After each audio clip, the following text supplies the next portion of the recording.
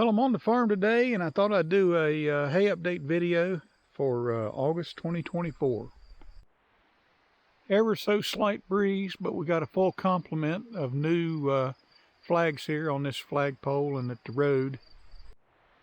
This is a project that's going to go on the front burner over the winter.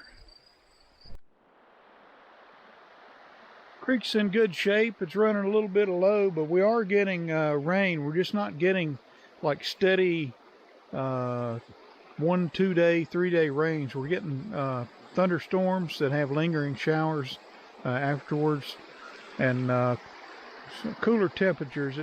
We've had a few days where it spiked up into the 90s, but July was really hot, and of course we had drought, and but we're getting enough rain to stimulate the hay, and I think we're going to have a pretty good run at a second cutting. The Farmall 350 is still in repair mode. I've got a few more parts coming. I'm hoping to have this thing back into service for our second cutting. We need it. I mentioned just a bit ago that we've had some few spikes into the 90s, but for the most part the temperatures have subsided and we've been getting some rain. So I had a video here not too long ago talking about the gamble I'm taking on this farm, and I'll show you that here in just a minute and how that's going with regards to the hay fields. Right here is an American chestnut tree that my brother planted. This is supposedly a blight resistant tree, and he's planting these things around on the farm. He's a member of the American Chestnut Foundation, and this is some of the fruits of his labor over the years.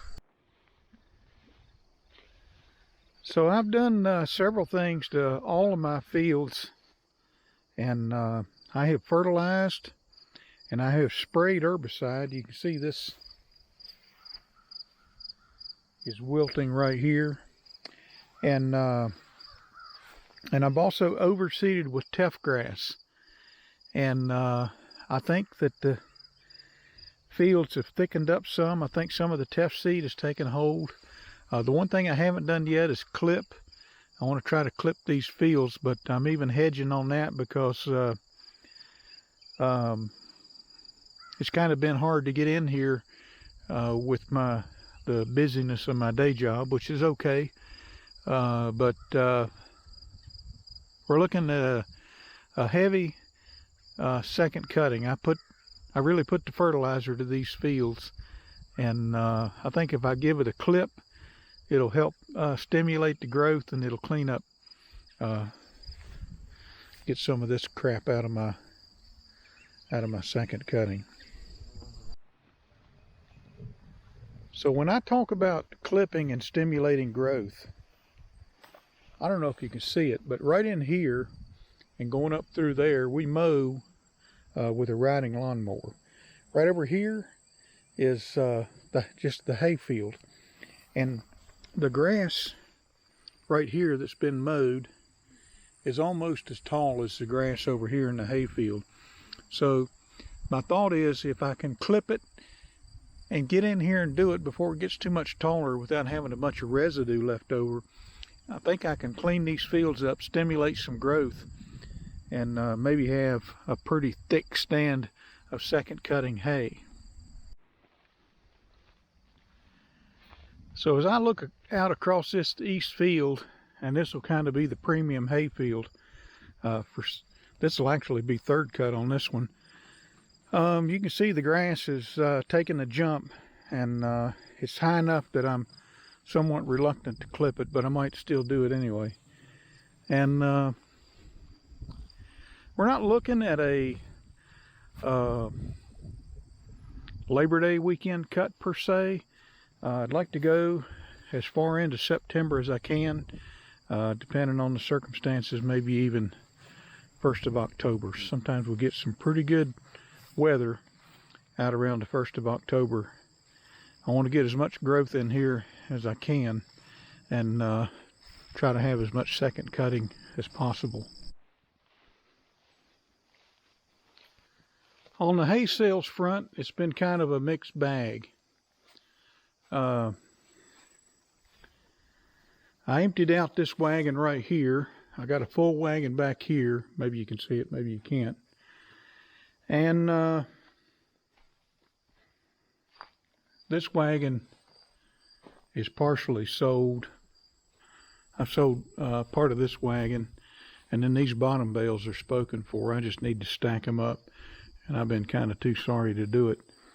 But I had a customer that came. There's actually a shortage of hay. Hay is really short, and it's kind of the same old thing, you know. People, they want horse quality hay for cow quality prices, and this hay in that wagon and that wagon back there is cow and goat hay, and so I mark it down accordingly, and then I get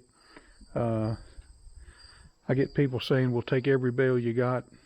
And I actually had somebody coming prepared to do that, but they decided that they didn't want cow hay for their horse. I guess that's what it was, but they declined, and that was fine with me. This hay always sells. This field right here around my barn, I have completely ignored it all summer. I haven't had a chance to do anything with it. Again, there's only so many hours in the day, and so I'm not disparaging my day job in any way. I like what I do, and I respect my employer. But this has been a challenge, and hopefully I can get a bush hog on here and a disc and some Roundup, and get this thing into some Timothy hay before it gets too late. Well, that's kind of the hay update for August. A lot more to come. We're going to have a busy fall here on this farm, and probably a busy winter. And hope you enjoyed the video. Stick around on our hay and Odyssey and some of our outdoor power equipment videos that we do. Hit the like button, subscribe,